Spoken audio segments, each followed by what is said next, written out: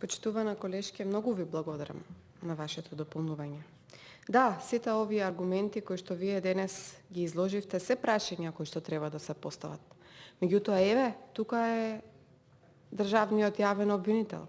На сите овие прашања можете, на сите овие ваши прашања можевте и вие да ги поставите и јавниот обвинител да даде одговор на истите. Не мораат да бидат поставени од опозицијата.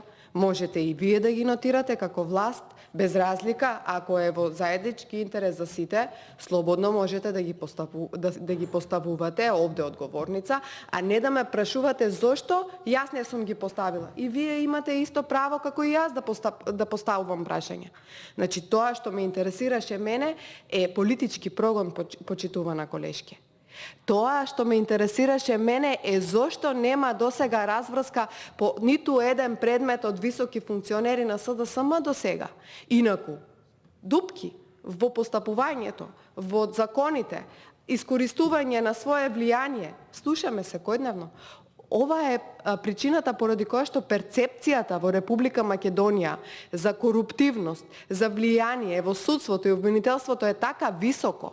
И само за овие предмети, јас што ги прочитав денес, можете да отворите слободно на порталите, само да притиснете јавен обвинител и ќе излезат сите овие предмети. Јавен обвинител 2019 година, ќе излезат сите овие предмети. Македонската јавност за други предмети не слуша. А такви предмети има илјадници низ цела Република Македонија. Ние слушаме само за овие вакви предмети. Транспарентноста, да, во последните години е зголемена. Знаете зошто? Заради тоа што еден од фокусот на СДСМ е манипулирање со јавноста дека нешто се работи и пуштање на новинарски екипи, следење на јавноста врз вакви предмети. И токму поради тоа јас не поставив едно прашање. Поставив многу прашања за кои што ме интересираат и мене, ја интересираат и македонската јавност. Овие прашања кои што се поставуваат секојдневно. Инаку да, прашање, еве, да го поставам за тоа што вие не сакате да го поставите.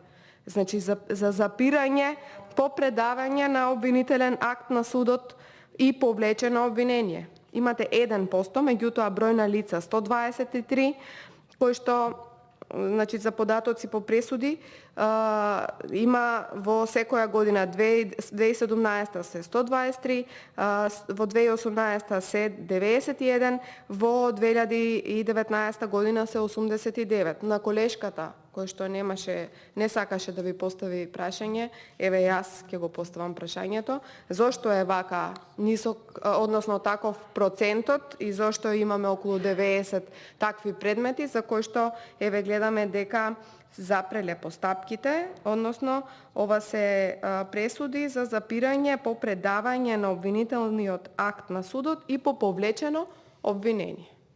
Ке ве молам да одговорите, бидејќи ја интересира и целата македонска јавност, ама и на колешката.